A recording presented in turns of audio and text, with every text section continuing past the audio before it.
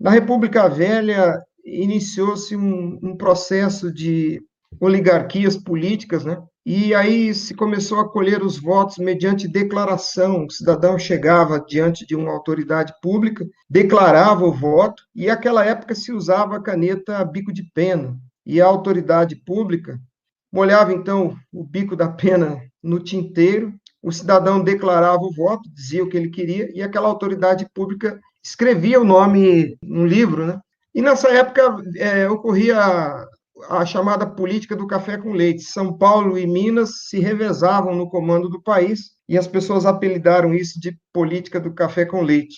E o povo sabia, então, que estava havendo fraude na escolha e forjaram uma expressão, fraude no bico da pena. Porque na hora que o bico da pena, né, manuseado ali pela autoridade, lançava a informação no livro, naquele momento a vontade do cidadão era transformada. E nós chegamos, então, passada a fase da fraude no bico da pena, chegamos à época de 30, com a cédula de papel, e a cédula permitiu que a manifestação do cidadão ganhasse um corpo físico, sob domínio do cidadão, sob controle do cidadão, ele manifestava sua vontade privativamente, e no momento posterior ela era então examinada publicamente. Nós tínhamos o escrutínio público de votos. Em 96, surge a urna eletrônica como sendo uma proposta de evolução, mas ela é apenas uma evolução do ponto de vista da tecnologia da ferramenta, do instrumento. Porque em 96, a partir de 96 até o ano passado, 2020, nós passamos a votar da mesma forma que se votava na República Velha, declarando o voto, porque quando você digita o seu voto para a urna eletrônica, você está declarando o seu voto para um software, para uma inteligência artificial. E você não tem o domínio do resultado daquilo que está fazendo, você não tem o controle do efeito da sua ação. E o seu voto é transformado em alguma coisa que você desconhece. No momento em que você aperta confirma, a sua vontade é transformada em um resultado que está fora do seu domínio, e essa transformação vai abastecer o registro digital de votos, o chamado RDV, que depois é impresso através do chamado boletim de urna. Percebam que a partir de 96 e até o ano passado, 2020, nós passamos a votar como se votava na República Velha. Voto declarado e escrutínio, exame secreto, exame fora do domínio da população. E, nesse momento, nós perdemos a essência da democracia. Eu queria explicar porque é intrínseco ao sufrágio universal o escrutínio público dos votos, porque voto é uma dedicação, é algo que se dedica a alguém. Quando eu voto em alguém, por exemplo, quando votei no presidente Jair Bolsonaro, quando votei nele para ser presidente do Brasil, eu dediquei a ele a representação, eu dediquei a ele essa possibilidade de dirigir o país. E quando eu fiz isso, no momento em que eu votei, ele é beneficiário do meu voto, mas o destinatário da minha manifestação são os outros 140 milhões de brasileiros. É muito importante entender isso. Quem deve saber qual é o voto, não que eu, Felipe, estou votando, mas que há um voto legítimo, e qual o teor desse voto, qual a vontade manifesta ali. O destinatário dessa declaração são os outros cidadãos. É preciso recuperar essa compreensão. Quando nós votamos, nós não falamos para o político e nem declaramos para o funcionário público, seja o ministro, o juiz. Não, nós estamos falando para os outros cidadãos. E quando nós fazemos eleição hoje, nós temos que repetir, na essência, o mesmo processo. Ainda que se colha privativamente o voto, esse voto deve ser conhecido publicamente.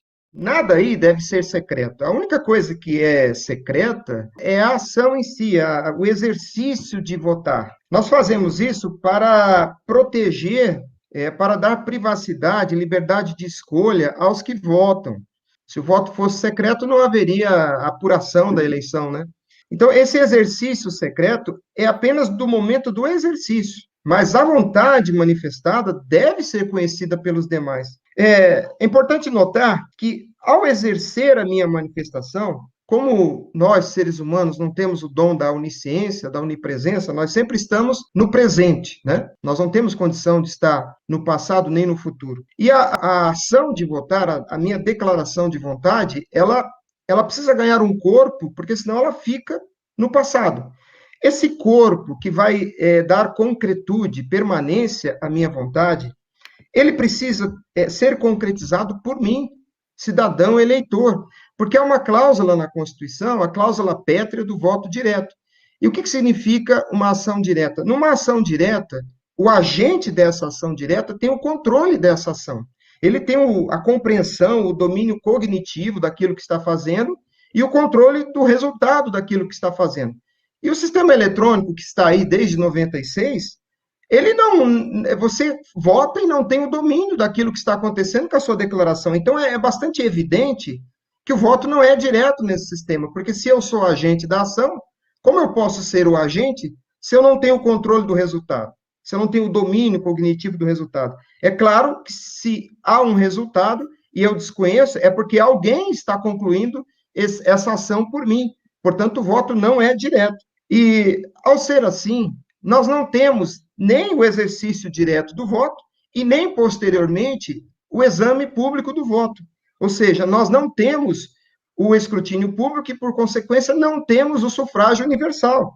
Porque a ideia de ser universal, universal é versus uno, é transformado em um. Quando nós colhemos vários indivíduos e transformamos em um universo específico. Essa universalidade ocorre em razão do vínculo, do nexo lógico que nos une.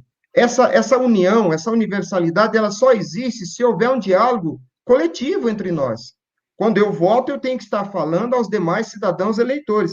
E o que foi inventado em 96? Um processo onde não há diálogo do Felipe com os demais cidadãos brasileiros. O Eduardo vota e ele não fala aos demais cidadãos brasileiros, ele fala apenas ao serviço eleitoral. Então, não existe universalidade nesse processo e nem existe o fragor, o barulho de deliberação.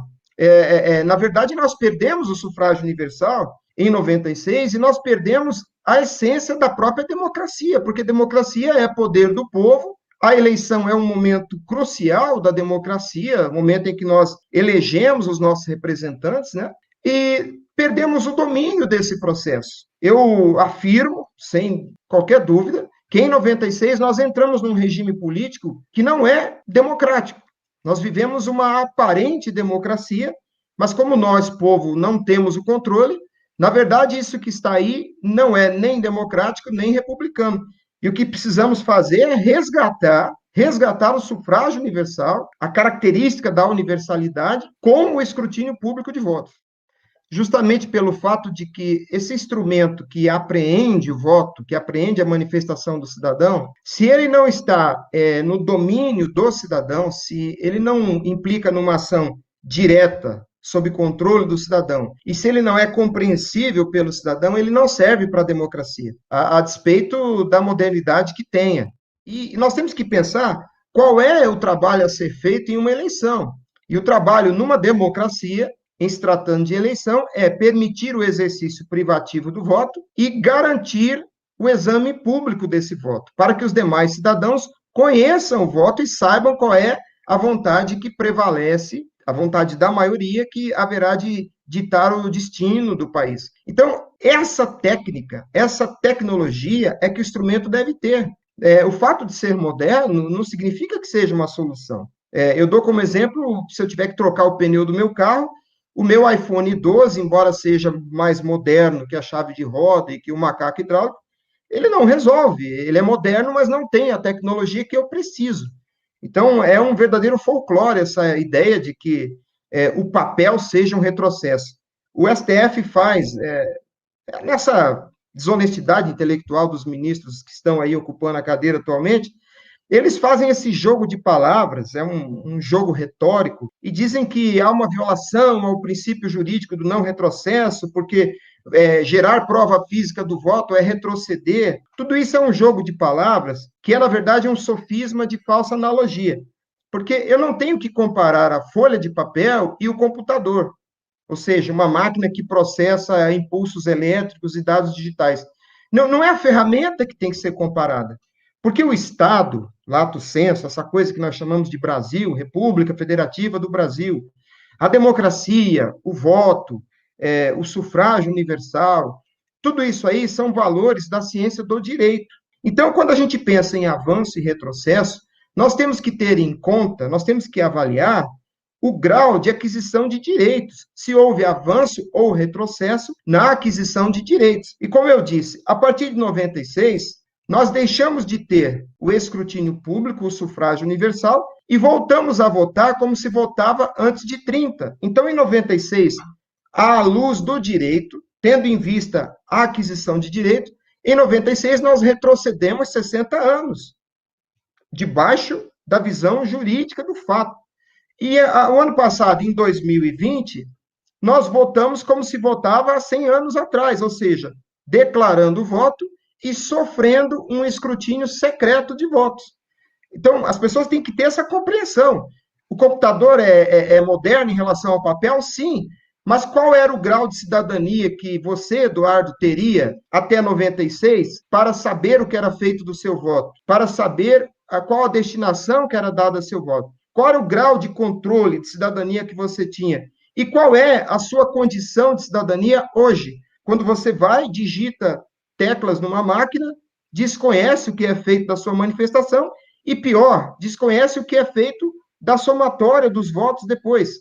Percebam que há um retrocesso na sua condição de cidadania, porque o princípio jurídico do não retrocesso, ele é jurídico, ele se aplica no âmbito do direito. Não é uma questão de comparar papel e computador, é uma questão de comparar a cidadania. E sob essa visão, nós perdemos muito, nós perdemos a própria democracia. Nós perdemos o sufrágio universal e o que nós temos que recuperar é o sufrágio universal. Não é uma questão de confiança. As pessoas falam em confiança. Não é confiança, é participação. Porque democracia é poder do povo. República é coisa do povo. Essas duas palavras remetem a senhorio do povo. Quem tem que ter senhorio da eleição, quem tem que ter poder sobre a eleição, é o povo. Não é o ministro Barroso, não é o serviço eleitoral, não é o partido político. O povo é que tem que ser senhor da eleição. Então, nós temos que participar, de fato, realizar um sufrágio universal, e a confiança deve decorrer da participação. Não é uma questão, o povo precisa de algum mecanismo para confiar. Não é isso, o povo tem que participar. E essa palavra auditoria, eu lamento que tenha se escolhido essa palavra, porque auditoria é uma ação fiscalizatória de alguns profissionais qualificados. Não é o povo que faz auditoria. Essa palavra está mal colocada, e como a gente sabe que quem controla a eleição no Brasil, na verdade, é o STF, porque o presidente do Tribunal Superior Eleitoral é sempre um ministro do STF, por previsão constitucional. Então, a nossa Corte Constitucional é ela que julga a própria conduta. Então, é o próprio Serviço Eleitoral que vai dizer quem vai auditar e como vai auditar. Ou seja, continuaremos tendo o povo alheio ao processo de votação. E o Stalin dizia, importa quem conta os votos. A PEC 135, se for preservada na redação original, ela mantém o serviço eleitoral contando os votos escondido. Ela mantém o escrutínio secreto de votos. E a situação piora muito, porque se a PEC 135 for para a Constituição no texto original, ela vai consolidar o exame secreto de votos. Ou seja, o povo continuará alijado, afastado, alheio ao exame dos votos. E isso é absolutamente ilegal, Eduardo. Eu quero ressaltar, antes de seguir adiante, a Lei 1079, no artigo 7.3, define os crimes de responsabilidade. E o crime previsto ali é a violação do escrutínio. Violar é deturpar, é adulterar. É muito grave o fato do povo não ter o controle do escrutínio. O escrutínio é esse momento do exame do voto, da identificação, destinação e somatória do voto. Isso deve ser feito diante dos olhos do povo. O povo deve entender e controlar essa situação. Ora, contar voto em segredo, a meu ver, explicitamente ameaça o regime representativo democrático e viola o próprio sentido do escrutínio, porque, como o professor Olavo já disse há algum tempo atrás, a fraude está no próprio ato. Contar voto em segredo dentro de uma democracia é uma fraude na essência do ato. Não existe contagem secreta de votos em democracia. O O que nós estamos vivendo é uma grande mentira desde 96. O Barroso vive dizendo que não há prova da fraude, né? E, na verdade, não há possibilidade de ver fraude. Esse sistema eletrônico, ele tirou dos nossos olhos, do alcance dos nossos olhos, a própria fiscalização, porque tirou do alcance dos nossos olhos o escrutínio, o exame do voto. Porque na hora que você aperta, confirma, sua vontade é transformada em alguma coisa que você ignora, o próprio juiz eleitoral, o próprio promotor eleitoral não fiscaliza escrutínio. O juiz eleitoral e o promotor eleitoral vai lá para a sessão eleitoral no dia para olhar a cadeira, parede, janela. Ser humano nenhum vê impulso elétrico. Então, na verdade, esse sistema não apresenta fraude porque nós não podemos ver. Agora, a prova física do voto, além dela permitir o domínio do cidadão que está votando a respeito do resultado, a respeito da concretização da sua vontade, ela permite que ocorra um exame público posterior. E, evidentemente, se houver fraude nessa prova física, nesse corpo físico do voto, essa fraude será compreensível. É por isso que no tempo da cédula havia fraude, porque a cédula permitia que se visse as fraudes. Então, há um equívoco aí. Na verdade, é imprescindível que exista uma possibilidade que o ser humano, através dos seus sentidos, entenda o que está sendo feito com o voto. Nesse sistema eletrônico que está aí, ninguém fiscaliza nada, e a fraude pode ser coletiva, pode ser uma linha industrial de fraude, porque ninguém vê nada, nem mesmo os juízes eleitorais. Eu lancei lá na minha cidade, em Campo Grande, Mato Grosso do Sul, esse adesivo aqui, ó, contagem pública de votos. Eu estou pedindo às pessoas que apoiem essa campanha. É um adesivo de 10 centímetros de altura por 30 de comprimento. Não tem identificação de nenhum grupo aqui, é só a frase em amarelo e o fundo negro, porque é exatamente isso que nós temos que recuperar, a contagem pública de votos. Que auditoria não é contagem pública de votos. Nós precisamos corrigir essa palavra, ela é muito perigosa, porque ela pode consolidar na Constituição Federal a contagem secreta de votos.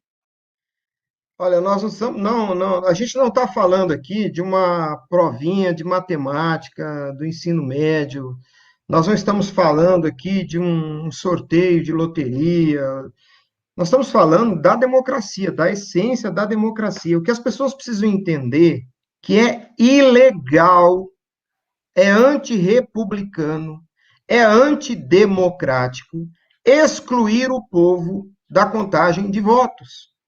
Num tempo que se fala tanto em inclusão, e eu sou favorável à inclusão, de se adaptar calçada, porta, criar acessibilidade, meios de comunicação para quem tem alguma deficiência. Se fala tanto em inclusão. E o povo foi excluído da eleição em 96. Está na hora de devolver, de trazer o povo de volta para a eleição, de incluir o povo, porque se depender do Supremo Tribunal Federal, eles fazem democracia sem povo. O STF não quer o povo. O STF quer uma falsa democracia, onde eles decidem tudo. Não há democracia sem povo. E se no dia da eleição, no exame do voto, o povo não participa, não há democracia. Se não há exame público de todos os votos, é inadmissível que o voto de algum cidadão seja tratado de forma diferente. Todos os votos têm que ter contagem pública, e isso é perfeitamente possível de se fazer. Gente, o Paraguai faz isso, a Argentina faz isso.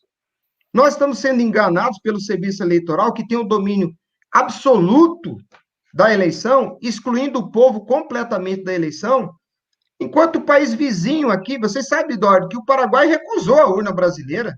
O Tribunal Superior Eleitoral mandou a urna para o Paraguai, eles deram uma olhada e quiseram devolver, inclusive. É que o Tribunal Superior Eleitoral não aceitou de volta, mas eles não quiseram essa urna. Porque lá no Paraguai eles sabem que voto tem que ser contado pelo povo. E todos os votos. Porque nós não estamos falando de probabilidade, nós estamos falando da nossa democracia, da soberania do país. É muito grave isso. Contar votos em segredo é ilegal. Se um voto for contado em segredo, isso é ilegal. É grave. As pessoas precisam entender a gravidade disso.